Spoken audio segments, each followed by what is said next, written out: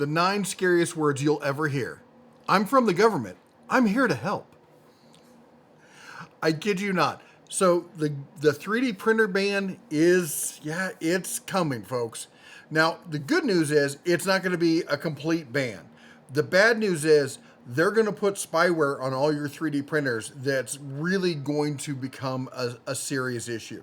Now, here's the thing. They're going to tell you it's about guns. It's about safety. Think of the children. The reality is it's about money and has nothing to do with guns. Not a bit. And bear with me. I'm going to take you through the story here. I'm going to show you what's going on. And at the end, I'm going to show you why really, I don't care whether you're pro-gun or anti-gun. This has nada to do with guns and everything to do with money. All right? So here's the deal. Ghost guns is how this conversation got started. There's lots of different types of ghost guns out there, different levels. This thing right here, this can print. You can print this thing almost entirely. There's almost no metal in it, whereas something like this is just a plastic frame with the regular Glock parts inside of it, and everything else is kind of in between. But again, this isn't really about ghost guns. But how it started last year, the district attorney in New York sent a letter to FlashForge saying, "Hey, we're having a big issue where we're finding lots of 3D printed ghost guns and silencers, and there's always your equipment," which doesn't surprise me because the guys who are going to be doing this stuff, the criminals, they're going to be doing it as cheap as possible. So FlashForge, they're not out there buying bamboos, much less Prusas, okay? So they're going to be buying the cheaper stuff, and I totally get that. And then FlashForge responded with this announcement on X saying, "Hey, if you print a weapon, we will report you to authorities." And then they quickly had to walk it back because people were pissed. And not just people who are, it wasn't about the guns, it was about privacy. People were really concerned about privacy issues, as well they should be. And FlashForge was just saying, "We're going to spy on you and report you." Big issue, they've backed it up, but we knew that the reason why this was going on, what was coming down the pipe. Well, now there's been a couple channels that's reported on this, and before that, you guys even emailed me. A bunch of you emailed me about it, but I just want to call out the people who've been talking about it, all right? So first off, we got Loyal Moses. He's done 2 videos now on this, and I put a link down to his channel down below. You can check them out. So he knows a lot about cybersecurity. He has a background in technology, and he does 3D printers, and he's really into that sort of stuff. Great channel. Go check his stuff out. And then we've got Washington Gun Law. Now, this is a guy who specializes in gun law, 2A rights, that sort of stuff. He is not a 3D printing person, but he's on the side of, 2A rights and that kind of stuff. So he's a lawyer, so he's looking at it from the legal perspective. Both of them good videos to watch, okay? Now, let's keep going because what's really going on here is we've got Washington State has proposed a new 3D printed gun law that will it will require that your 3D printer, now let me get this straight here. They want every 3D printer.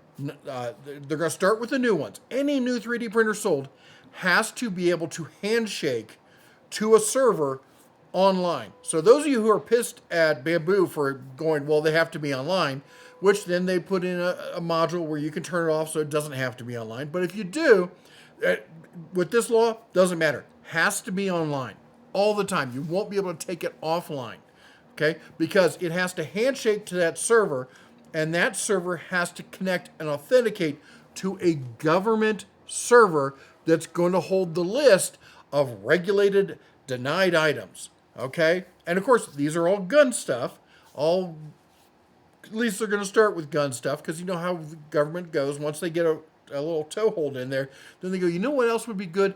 We should probably ban knives and anything related to that, and gun accessories, and the list keeps going. Point is, so now your machine is going to have to talk to a server that is also talking to the government. So everything you print is getting sent to the U.S. government for approval. That should scare you plenty. But they're not the first. Everyone's making a big deal out of Washington doing this. They're not the first. New York was talking about doing this last January, a year ago. Of course, a lot of people blow off New York, but New York and Washington, they're both like, hold my beer, I can come up with a more unreasonable law. about anything. It's not just about guns, about anything, okay? But here's what this goes. This is all, they're doing all this based on ghost guns. It's all about the scary ghost guns. Ooh, the scary ghost guns, okay? I know. And if you're anti-gun, bear with me, okay? Because this really does come home to affect you. It isn't like, hey, I like guns. I mean, it's not like, I'll be honest, I'm not pro-gun. I don't have a bunch of ghost guns around. I'm not like a former firearms instructor or 2A advocate or any of that stuff. I dislike guns as much as the next person, okay? Anyway, point is, every town here, okay, this is the anti-gun group backed by Michael Bloomberg. Ghost guns, recoveries, and shootings. They did this whole thing. They've been pushing really hard. They've been the main driving force that the government needs to get involved in the scary, nasty ghost guns. And there's a report, the NFCTA, which is a national report from the ATF, shows that, and you're going to love this, that in over the previous years, from 2017 to 2025, here we go, 92,000 ghost guns were recovered. 92. That's not a small number. That's a lot of ghost guns. There's a lot of people out there 3D printing guns. In fact, not only are these people 3D printing guns, these are people who've 3D printed guns, been used in a crime, and then were recovered by the police. At least that's what they want you to think. That's not the case. All right? Let's go through it some more. You'll understand, okay? So the ATF defines a ghost gun as a PMF, or privately made firearm. So any firearm out there that gets made, all right, is it doesn't have a serial number or tells who made it or anything, that's a ghost gun. All right? This was not something I made myself. This came from a kit. All right? This comes from a company. I don't know if they're still in existence. They would make kits. I'm not a big fan of this one. That's why it's lying around. I don't really do anything with it. It doesn't have a serial number, no manufacturer's number on it. It's perfectly legal. Perfectly legal in the United States and in the state where I live. Perfectly legal. Okay, everyone? Calm down. Now, here's the deal. They're using this definition to say this is what a ghost gun is. But the ATF doesn't collect those numbers.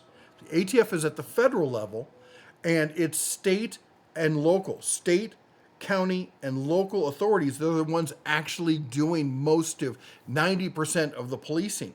So they get the weapons, and then they register on a little sheet what it is.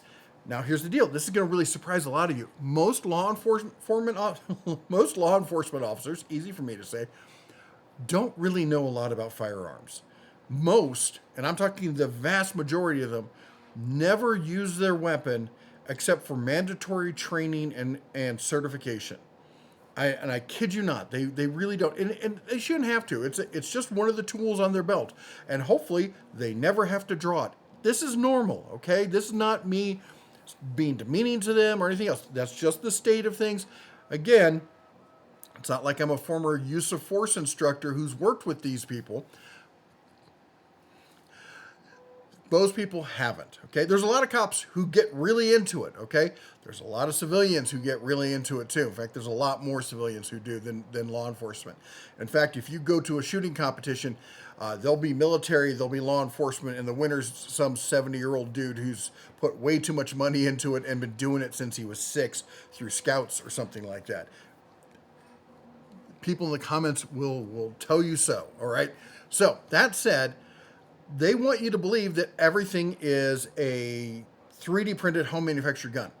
But what happens is the cop on the scene, who doesn't really know much about firearms, picks up the firearm and goes, there's no serial number. I can't tell who made it because it's old, it's crappy, somebody dremeled it off or something. I don't know what this is. Ghost gun. All right? That's what happens a lot. Okay, and then they go through these lists because they're not trained on how to report these. Or if they are, they got the training once. It was a 5 minutes in a class that they hated, that they just had to sit through. They couldn't wait to get out of, go get some lunch. I know people in this. I'm not just speculating about this. And then on top of that, then what you get is stuff like this. And they even say it here on the trace. Ghost guns are everywhere in California. That is just an unserialized firearm. Basically, the serial number has been scratched off or something like that. That's not a 3D printed firearm there. Okay, and they even go on to say that they recovered the state, like nearly 1/3 of all firearms recovered in the state of California are homemade, unserialized, and untraceable. But the reality is, it's not all three. It's one of each three. And if it's not traceable, if they can't figure out what it is, ghost gun. There really isn't that many being 3D printed. It's infinitesimally small. What they are doing is they're also including a lot of other components like lock switches and stuff like that. Also, stuff like this would fall into that category. This is it's a pipe gun. This is the same or a mock-up of the device that was used to assassinate the former prime minister of Japan. All right, this is something you could buy in Home Depot for like $20. That falls into that category as well. So here's the deal. You're sitting there going, you said this isn't about guns, but we have all these guns. You know, we have the gun lobbying. You know, they're buying politicians. Here's what you need to understand. If you wrapped up all the gun companies that are in North America and you put them and you force them by law to be one company, the market cap for that would be about $25 billion. Not chump change, okay? Michael Bloomberg, the guy who runs Everytown, who started Everytown, his personal net worth, $100 billion. Michael Bloomberg is worth 4 times the entire gun industry. If he wanted to get rid of it, he could buy all the gun companies and close them down. Okay? It's never been about guns. Let me show you what it is about. Because once they get those computers talking to a government server, there's some other companies, and I think these are the companies that are really pushing for this, that would like to have their items put on that. Let's take a look at some of the stuff that regularly gets 3D printed and sold at fairs and online and stuff like that. Here's the first picture. Do you notice the item here that is troubling? Second picture, troubling. Third picture, are you getting it now? Say it with me. M-I-C, see you real soon. K-E-Y. Why? Because we want to license our merch to you. That's what's coming down the pipe. Right now, 3D printers have been previous to 2025, they've been a niche hobby.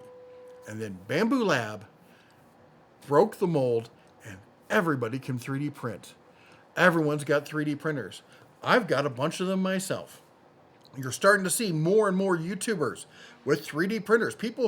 There's a guy I watch, he does microphone reviews for the most part. What's in the back of his studio now? A 3D printer. Everyone's getting into 3D printer game, which is great. I think they should. I think it's fabulous. I think you should all have 3D printers, and I hope you do. That said, the number one thing that people are doing with 3D printers is printing the stuff that are fun little tchotchkes. And most of those are based on intellectual property, aka what we call IP, intellectual property. And IP is worth billions. If you think Michael Bloomberg's worth a lot, guess how much the mouse is worth? The mouse owns everything. And he's not the only one. I'm not laying this just at the feet of Disney. I'm talking about Disney. I'm talking about auto manufacturers.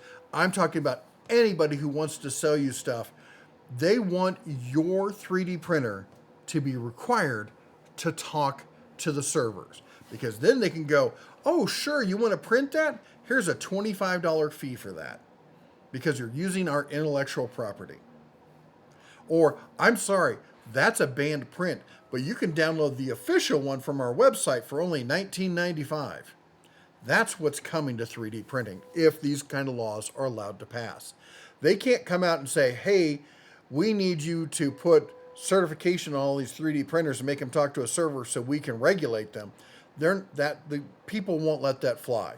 But if they take a bite here, and they take a bite over here, and they take a bite up here, and then down here, next thing you know,